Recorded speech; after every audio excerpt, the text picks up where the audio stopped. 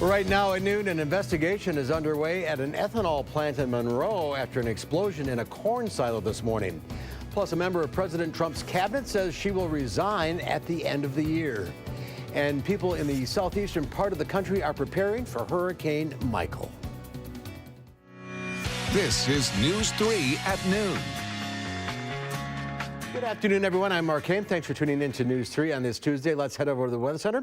Meteorologist Chris Reese has a look at our first alert forecast and keeping an eye on Michael. That's right. Michael is a pretty powerful storm that intensified rather quickly. Already it's a Category 2 hurricane, borderline Category 3. Just 1 more mile per hour in wind speed, and Michael does become a Category 3 hurricane with the potential to make landfall as a Category 4. It is going to be very, very close, but as this works its way up towards Florida, it's likely to make landfall as a major hurricane. Check it out. With winds of 125 miles per hour, gusting upwards of 155. Here in Madison, it's a different story, though it feels kind of tropical out there. There's a lot more moisture into the atmosphere. We've had that for a couple of days. The temperature is at 77 degrees, and let me check the calendar. If I'm not mistaken, it's October 9th, right? So we all know that it's October, but it feels certainly warmer out there. Temperatures are at 80 down in Rockford, 82 in Chicago. But fall isn't far away. Temperatures are in the 40s as you work your way towards northern Wisconsin and parts of Minnesota. It's that difference in temperatures that has been driving the endless rain chances across the area. We are seeing some of those right now, and that rain is dividing the country between fall and summer across the south and east. And as that rain moves towards the south and east, it enters an unstable environment. That is going to mean more rain chances for us, along with the possibility of some strong to severe thunderstorms. So 2 alert days in our forecast. We will break down all the latest details in that coming up. I was going to say, it feels like Florida outside here. It really does feel like Florida. Give it the next 48 hours and we will be thinking it's going to snow. More Alaska than Florida. Yes, absolutely. All right, let's check back in a few minutes, Chris. Thank you. Topping the news today, crews are investigating what caused an explosion at a Monroe ethanol plant this morning. Officials say they received a call around 5:30 or 5:50, that is, of an explosion in a corn silo at Badger State Ethanol. They say that it was a slow burning fire that caused no injuries and no evacuations. Greene County Emergency Management says they are using technology to help to maintain the fire. Greene County Sheriff's Department put up a drone so we could see inside that silo and determine how fast that fire was burning. It's a very slow burning fire. The temperature's not very high. We could detect that with our thermal imaging. Multiple departments responded to the explosion. Officials say there is no threat to the community. A bus driver in the Middleton Cross Plains area school district is fired and cited after a video shows him putting his hands on the back of a girl's head. Dane County Sheriff's Office says 51-year-old Thomas Armour is being cited for disorderly conduct. The girl's mother told Madison 365 that Armour smacked her daughter, who has special needs. The district says the driver was put on administrative leave the following day and he was fired a week after the incident. UN Ambassador Nikki Haley is resigning. Haley made the announcement earlier today with President Trump. The president says Haley told him 6 months ago that she wanted to take a break. Some are questioning the timing of Haley's resignation, with the U.S. trying to resolve turmoil around the globe. Haley was instrumental in announcing new economic sanctions against North Korea and defended America's airstrikes on Syria last year. She says she will not have a presidential run in 2020, but will be campaigning for President Trump. Haley will step down at the end of the year. Hurricane Michael, as Chris mentioned, is now a Category 2 storm and is expected to intensify before it makes landfall tomorrow. Throughout the Florida Panhandle, businesses are boarding up and residents are filling sandbags. Hurricane watches and warnings are up along much of Florida's Gulf Coast and into Alabama. Michael could bring storm surges of up to 12 feet as far south as Tampa. The hurricane is expected to make landfall around midday tomorrow and could get stronger. The storm is likely to strengthen to a Category 3 over the next 12 to 24 hours. So that is major hurricane status. After hitting the coast, Michael expected to move northeast over Georgia and the Carolinas, where residents are still cleaning up from Hurricane Florence. State officials say the limo that crashed Saturday in New York failed an inspection last month. The limo was carrying 18 people when it drove through a stop sign, barreling into a parking lot, hitting and killing 2 pedestrians before ending up in a ditch. Prestige Limousines owned the vehicle. According to federal records, in September, 3 of its vehicles failed inspections and were cited for multiple violations, including no or defective emergency exits and malfunctioning brakes. An attorney for Prestige Limousine says that he doesn't think the infractions are what led to the tragedy. That company and that vehicle have been under scrutiny of DOT in the past. That's all I can say about that. After we give this investigation time and the facts are going to bear out that there are a number of different things that contributed to this crash. The victims include 4 sisters and 3 of their husbands. Newly appointed Supreme Court Justice Brett Kavanaugh took the bench today to hear his first arguments after a bitter battle over his nomination. Accusations of sexual misconduct by Kavanaugh dating back decades caused protesters to descend on Capitol Hill for the past 2 weeks. More demonstrators lined up outside of the High Court to greet Justice Kavanaugh on his first day. The first arguments Kavanaugh will hear are technical cases what constitutes an armed career criminal. Sun Prairie officials confirmed that the city's Main Street will reopen next month, and that's a month ahead of schedule. The reopening follows the July explosion that left 1 person dead and injured several others. City officials told News 3 they wanted to get Bristol and Main Street open as quickly as possible. The construction was originally set to be completed in December. There's more to come on News 3 at noon. Up next, we'll see what Howard's working on in the Mr. Food Test Kitchen.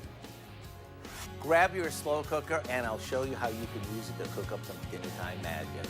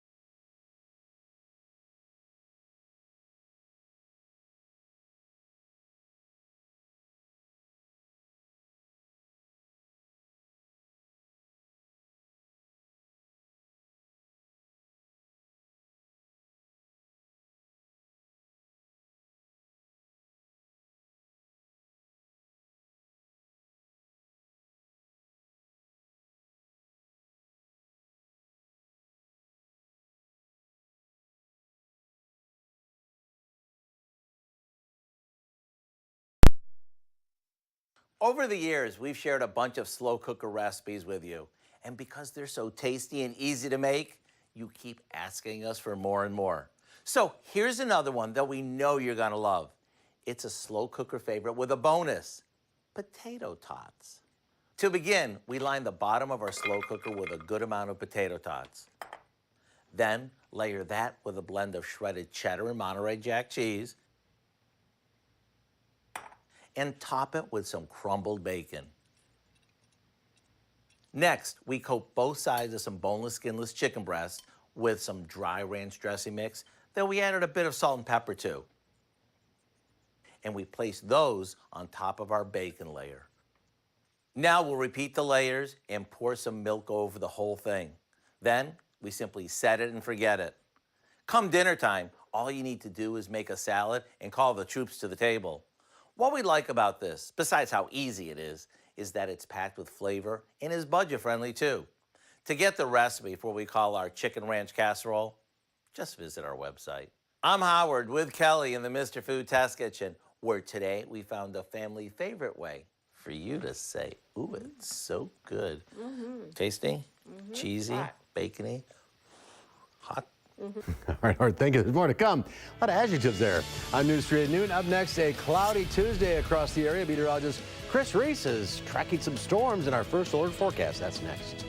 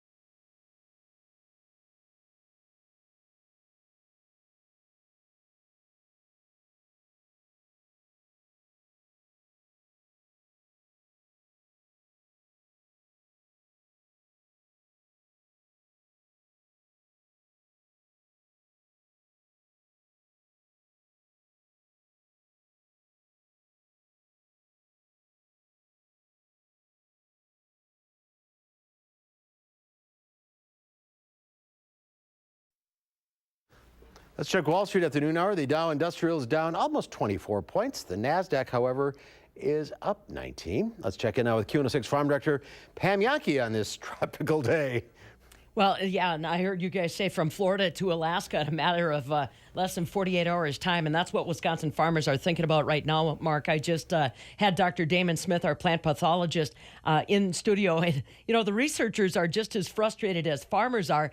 Dr. Damon Smith is worried about corn and soybean data that he's still got out in farm fields. Dr. Sean Conley, our University Extension soybean specialist, is going crazy trying to pull that data, and farmers worry about the economic impact, whereas a lot of our researchers here in Madison are worried about the data compromise that they're going to be looking at. And it is frustrating. Now we're getting more and more reports, especially in southern Wisconsin, on different ear molds that are showing up on our corn. The ear, if you think about the ear of corn that's attached on that plant, some of them are still facing skyward. So all this rain that we've gotten basically is going straight down that ear shaft into the bottom base of where that ear connects, and that turns into mold real quickly. Some of it is just ugly to look at, bad as far as quality. More importantly, as we get towards winter, we worry about things like toxins. Vomit toxin is one that could be both harmful to animals as well as the people that handle it. So these are things that we're going to have to watch as we try to muddle our way through the rest of the harvest. But what looked like such a good year for a lot of Wisconsin farmers is quickly slipping through our fingers. Dairy markets today in Chicago, the barrel cheese dropped another $1.50 to $1.36. 40-pound block cheese down 2.5 at $1.65.5. Double A butter down a penny, $2.25 a pound. And I know Chris is going to talk about cooler, drier conditions, Mark, but the catch is that comes with a breeze. Now we're talking about taking all these plants that are saturated, dry them out. All of a sudden they get brittle and pop. There goes the corn, falls on the ground, or the soybeans, the pod bursts and that ends up on the ground. So we're just not winning when it comes to the weather patterns we've seen. It's been a rough year for this plants. is just not what we had planned for back in spring, doggone it. But it is what it is. And I'd rather see sunshine and dry no matter what. Yeah, I agree. So hopefully it's on the way. Let's find out. Thank you, Pam. Chris is here. We got some storms in between all that. That's right. Sunshine and dry is on the way, but of course, just like you said, it has to get worse before it gets better. That's just the way it is sometimes. So let's go ahead and start you guys with the forecast. We have 2 alert days, one of those today. That's because of the potential for some strong winds and hail. Now, thankfully, the severe threat has decreased a little bit. Additional alert days as we go through Wednesday, that's when heavy rain becomes the primary threat. We're going to be talking more and more about that in some of the coming days. But it's the tale of 2 seasons across the country, and that's right here in the Midwest. To the south and east, you have the flood warnings, tornado watches in play as well, along with some flash flood warnings through Texas, Oklahoma, and parts of Kansas. Just to the north and west of that, you have winter weather advisories and freeze warnings. But I do want to start across the southeast. That's where these bulletins are more so tropical in nature. Hurricane warnings, tropical storm watches, tropical storm warnings as well, all throughout the Florida panhandle and up through parts of Georgia and South Carolina, along with the potential for some flash flooding. Michael is a Category 2 storm right now with winds of 110 miles per hour, but those will likely increase. It could make landfall with winds of 125 miles per hour. That's a pretty strong Category 3, borderline Category 4 in nature, but you see just how quickly that gets swept out to sea. That doesn't hang around like Florence and Harvey did. That's all a part of the front that's going to be impacting our weather right here. 77 degrees is the temperature right now with winds out of the south and southwest at 11 miles per hour. 81 down in Janesville, but as we zoom things out, you see the 40s are very close just to the north and west, but it's along that front where we have been seeing those chances for rain for days. It's also where we have a lot of the cloud cover out there right now. The rain is mainly to our north and west at the moment. We had some showers come through the southern parts of the state earlier today, but as you zoom out across the country, you can see the rain from parts of Canada all the way down through Texas, and that's starting to move into an environment that is more so on the unstable side. But like I mentioned, most of that will be south and west of Madison. We are under what is known as a marginal risk, but the flood threat, that's one of the things we're going to watch. And again, the heaviest rain will likely be north and west of Madison, but we're going to watch those rain chances really kind of ramp up as we go through tonight, especially during the day on Wednesday. And it'll be through Wednesday night that we'll finally begin to dry some of this out of here, but we could see a couple inches of rain for a lot of spots. I think a general 1 to 3 inches of rain across the state, and that's of course where we do see most of those flash flood watches. But behind that, folks, temperatures do come down. We're going below average for the next several days after that. Some days will struggle to get out of the 40s. So as we go through the next 7 to 10 days, 2 alert days again, that's tonight and into your Wednesday. But check it out. More sunshine, just drastically cooler. We need to dry out. We really do, but this next week and some change, we've talked about the fall colors really needing some of those dry days, so that's when we'll really see a lot of those colors begin to radiate around here. Something to look forward to. Absolutely. All right, thank you, Chris. There's more to come on News 3 at noon. I'm next. Dr. Jim Orvik from the Oregon Vet Clinic is here to answer all of your pet questions. The number 270-9933. We'll get to your calls right after this.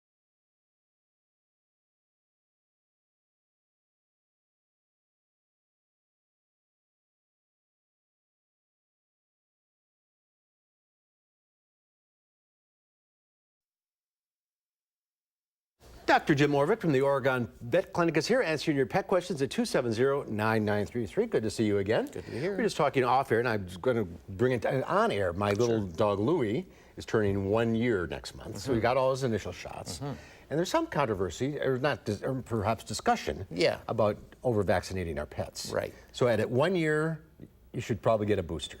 Yes, well, at 6 months is when we did it. The last booster was for the puppy shots, which are all adult shots.